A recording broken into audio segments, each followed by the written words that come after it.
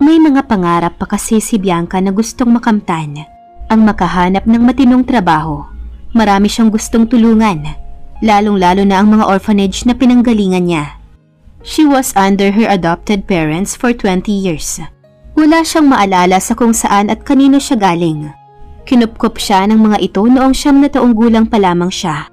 Ayon sa ama niya, bago siya ipamigay at ipakasal kay Daniel, she was an orphan at the age of 9. Pinaniwala siya ng mga ito na ito ang totoong mga magulang niya. Dahil na rin sa pangyayaring iyon at that age, napaniwala niya ang sarili na ang mga kumupkop sa kanya ang totoo niyang magulang.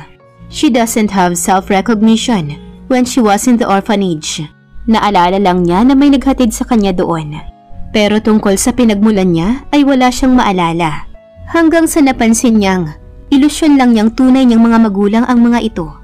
Gawa-gawa o guni-guni lamang ng isip niya ang lahat. Kaya pala napakadali lamang nitong ipamigay siya sa mga pinagkakautangan nito. Ganoon na lang ang pagkasadlak sa dusa ang nararamdaman ni Bianca. Sa tuwing maaalalang ni hindi man lang siya pinahalagahan ng mga kinikilalang magulang. At the age of 12, she was taken for granted. When her adopted parents successfully gave birth to a child, she didn't know from that day everything will change. She tried to calm her senses. Hindi siya magpapadala at magpapasindak kay Daniel. Mabilis siyang pumiksi sa pagkakahawak nito sa kanya. Labas na ako doon. Wala akong pakialam sa mga pagbabanta sa buhay mo. Ang gusto ko lang, ibalik mo sa akin si Sidro. Sidro who? Maang-maanga ni Daniel sa kaharap. He's enjoying taunting her. Hindi niya akalain na nakakatuwa palang asarin si Bianca. Yung aso. Kahit na aspin yun, mahal ko yun. Giit pa ng dalaga. Are you serious? What about this? I think we should try to consummate our marriage. Pag-iiba niya ng usapan na siyang nagpahinto na sa pagtataray nito sa kanyang kaharap. Alam kaya nitong hobby niya ang mang-asar? Lalo na kapag nalaman na niya ang mga bagay na pinaka-inaayawan ng kalaban niya? Humalukip-kip pa si Daniel. Kitang-kita niya kung paano nagpalit ang ekspresyon sa mukha ng asawa. And he's enjoying every bit of it. Nagpanting naman ang mga tainga ni Bianca sa sinabi ni Daniel. Ano daw? Parang gustong lumabas ng ugat niya sa ulo. Nahihibang ka na ba? She said out of her lungs na parang hindi si Daniel Medrano ang nasa harapan niya. Na dahilan ng pagtatakip niya ng kamay sa bibig. Kitang-kita niya ang paniningkit ng mata ni Daniel. Parang unti-unting nagpapalit na ito ng anyo sa kanyang paningin. From anyong tao to someone like mythical creature. Ganoon ang pumapasok sa isipan niya. You said something really awful, honey. Hindi ako maniniwalang hindi mo nagustuhan ang paghalik sa akin. Isang Daniel Medrano ang kinababaliwan ng maraming kababaihan. You want me to spank you? Naramdaman niya ang pagniting iyon na hindi kita ang ngipin nito. Akala nito ay hindi niya ito mahuhuli. Nagulantang siya sa sinabi nito. Talaga namang ramdam niyang nag-e-enjoy ito sa ginagawang pang-aasar sa kanya.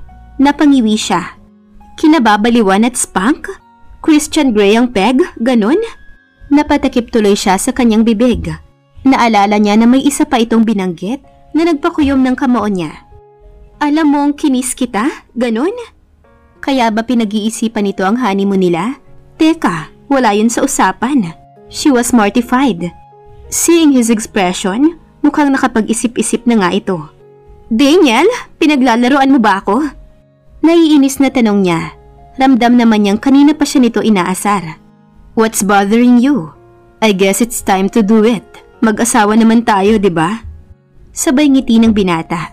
Hindi na niya kayang pigilan ng tawa niya. Nababaliw ka na talaga!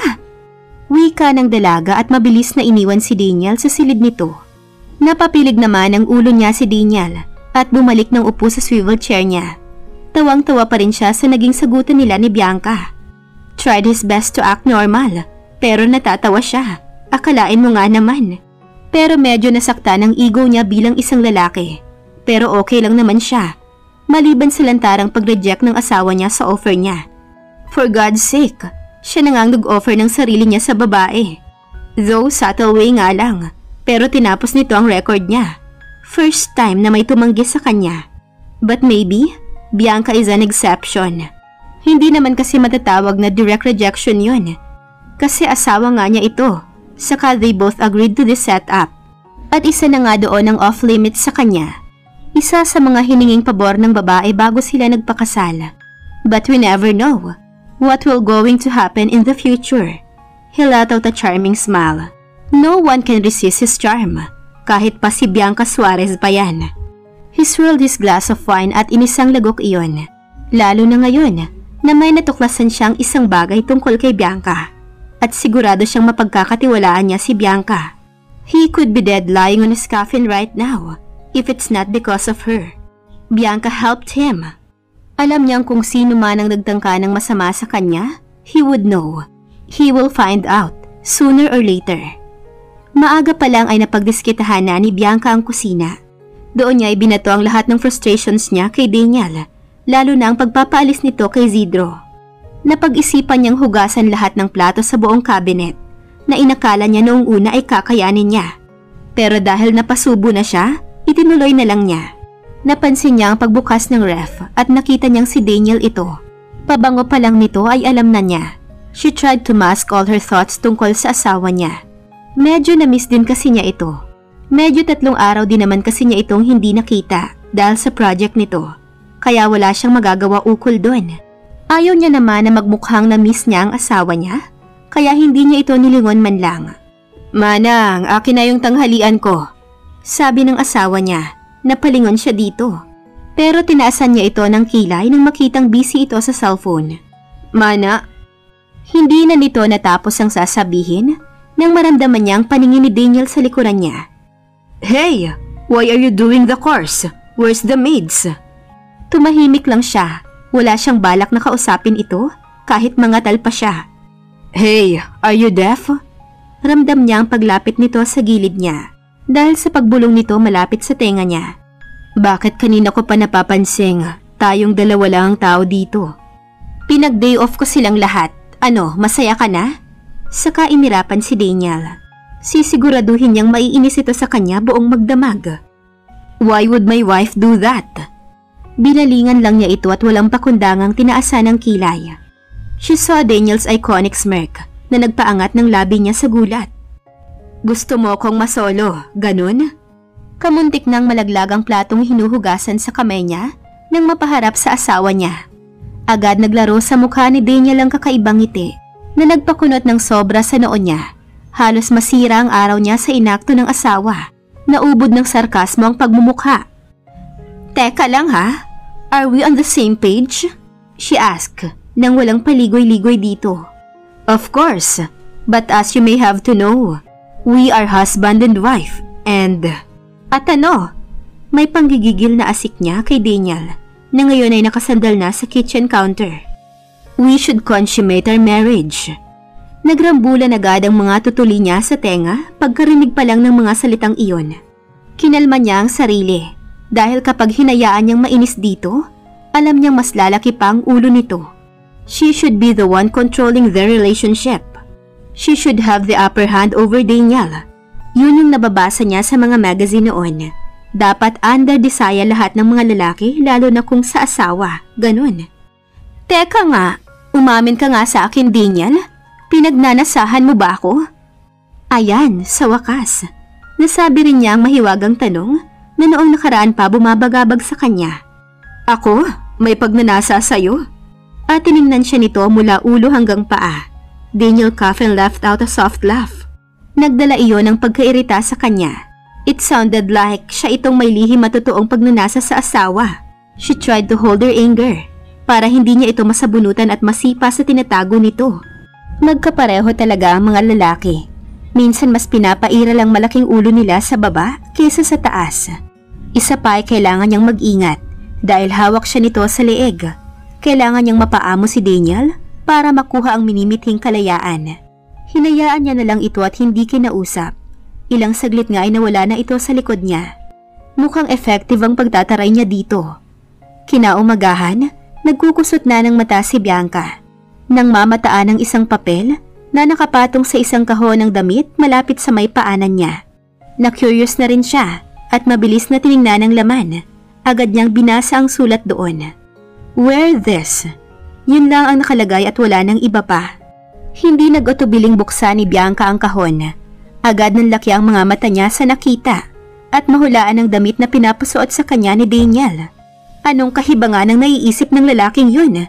Pagsusuotin siya ng business suit? Mabilis niyang pinihit ang pinto at nagulat nang mabungaran niya ang gwapong mukha nito doon.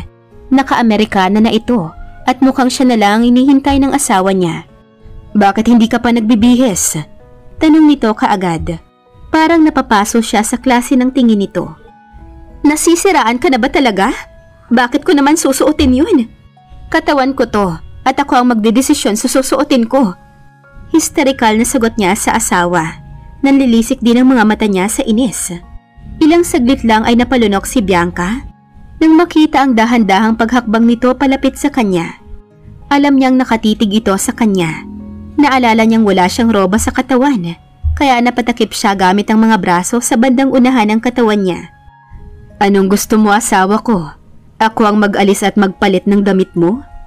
Nakaramdam ka agad ng pagkataranta si Bianca dahil hindi nito ugali ang magbanta at magpaligoy-ligoy. He's a man of few words and he always meant what he says. Kung kaya't mabilis niyang sinara ang pinto at pinakiramdaman ng sarili. Nahihibang na ba talaga siya? Paano niya nagawang makipagtitigan sa lalaking yun? Di ba nga at binalaan na niya ang sarili na bawal tumingin, lumapit at makialam kay Daniel? Napapailing na lang si Bianca at nilapitan ng damit na pinapasuot nito sa kanya. Ano pa nga bang magagawa niya? Walang ano-ano'y isinuot ang damit at ang wig na kasama nito. Agad siyang humarap sa salamin at pinagmasdan ng sarili. Nagmukha naman siyang isang disenteng lalaki. Saka teka, magko-cosplay ba sila? Anong kalokohan na naman kaya ang naiisip ni Daniel? Pinanatag niya ang loob niya at pinihit ang pinto. Agad nagtama ang mata nila. Mukhang sisirain na nito ang pinto niya kung hindi niya ito napagbuksan kaagad. Kumalma lang ito na mapagmasdan ng kabuuan niya. He smirked. Kapag kuwan ay namulsa sa harapan niya. Perfect, let's go. Saka nagpatiuna na itong lumabas ng pamamahay. Nangunot ang noon niya ng sobra. Hindi niya maintindihan ang pinagagawa ni Daniel. Nagkibit ng balikat niya si Bianca at sinunda ng pawalang anino ng asawa. Mahabang biyahe ang inabot nila bago nila narating ang isang magarbo at magarang mansyon. Parang natutuliro naman si Bianca sa mga nakikita niya sa harap niya ngayon. Times 2 kung ikukumpara ito sa mansyon ni Daniel. Kaya bigla niyang naisip, andyan kaya ang parents ni Daniel? Kung ganoon, napatingin siya rito na agad din niyang binawi. Napaisip din siya kung andyan ang parents nito ay para saan ang disguise niyang ito. Nakakapagtaka. Wika niya sa sarili. Unang lumabas ng kotse si Daniel. Agad na rin siyang lumabas at sumunod agad sa likuran ng asawa. Hindi pa rin siya makapaniwala sa laki at ganda ng mansyong ito. Mukhang bagong-bago pa itong pinagawa. At naglalakihan din ang gate nito na tinalo pa ang Great Wall of China. Nakakatuwa rin ang iba't ibang uri ng bulaklak sa bandang gilid. May mga orchids din doon. Inakala niyang nakakasunod lamang siya kay Daniel, ngunit bigla itong huminto. Na kinabangga niya sa mismong sculptured back nito. Napasapo siya sa ilong niya nang wala sa oras. Aangila na sana niya ito. Nang maramdaman niya ang babaeng nangunyapit ngayon sa braso ni Daniel. At walang anot-anoy, ginawaran nito ng masuyong halik ang asawa sa labi. Pinanlakihan ng mata si Bianca sa nasaksihan niya. Parang huminto sandali ang mundo niya nang makita ang tanawing iyon. Pati si Daniel ay hindi nakapalag sa ginawa ng babae at parang enjoy na enjoy sa ginawa nito. Pero nauna si Daniel na nakahuma at nilayo ang sarili sa babae. Parang namumulang napahawak ito sa kanyang collar. Carol, what are you doing? Kitang-kita niyang gaano kaseryoso ang pagmumukha ng asawa habang sinusuway ang babae. Hindi naman nataranta ang babae na Carol pala ang pangalan. Tumigil ka nga, Daniel. I know you love it. Nakangiting tura nito na tila nag-e-enjoy sa atensyon na binigay nito. Manners please. Si, may kasama ako, ano ka ba? Naiiskandalong tura nito sa babaeng may magandang mukha na nasa harap nila ngayon. Mabilis itong bumaling sa kinatatayuan niya. Napakaaliwalas ng mukha niya. Napatikhim na lang si Bianca. Pasaway ka talaga, love. Kumuha ka na naman ng bagong bodyguard? Sabay hagik-hik nito ng tawa. He's not my bodyguard. He's my lover. At agad na tinalikuran ng babae na ngayon ay bagsak ang mga balikat sa narinig nitong pinagsasabi ni Daniel. Kahit siya ay nanlaki ang mga mata at medyo niluwagan din niya ang kwelyo ng suot niya at tumaktong lalaking lalaki at makisig na naglakad sa harap ng dalagang si Carol. Ramdam ni Bianca ang biglang pagdilim ng pagmumukha ng babae. Pero iwanaksi na lang niya iyon sa isipan at sinundan na lang si Daniel. Pero hindi talaga mawala sa isip niya ang mga sinabi ni Daniel. Anong kalokohan nito? Pasaway talaga. Masasabunutan niya talaga ito mamaya kapag nakapagsulo na sila. Huminto ito sandali nang matunto nito ang isang silid. At dahil nakasunod lang siya sa may likuran nito, napakurap siya nang humarap ito kaagad sa kanya. Hindi niya napaghandaan ang paghinto nito, kaya ngayon ay masyadong malapit ang mukha nito sa kanya. Nasasamyo niya rin ang mabangong hininga ng asawa. Bakit ba siya nagkakaganito sa Daniel na to? Mukhang malambot naman pala. Nangilo siya bigla nang haplusin ni Daniel ang braso niya. Parang dumaloy lahat ng kuryente niya at lumipat lahat doon. Ipaglaban mo ko sa harap niya, Raymond. Napamulagat ng husto si Bianca sa pinagsasabi nito. Parang any moment ay hihimatayin na siya. Bakit ba siya napunta sa sitwasyong ito? Ano? Sambit niya na nagpaawang ng labi niya ng sobra. Na naging hudyat ni Daniel para sunggaban siya ng isang mapusok at nakakapanghinang halik. Halos panawan siya ng ulirat sa klase ng halik nito. Then she suddenly played along with him at kusa na rin siyang tumugon sa halik ng asawa. Nang biglang bitawan siya nito at tapusin ang halik. Napansin na lang niyang nakatalikod na pala ito sa kanya. She was left aching for more. Nakakahiyang isipin na sa kababaeng tao niya. Ang rupok lang. Sasabunutan na sana niya ang sarili nang maramdaman ang pag-alis ng anino ni Carol. Nakita kaya nito ang sandaling iyon?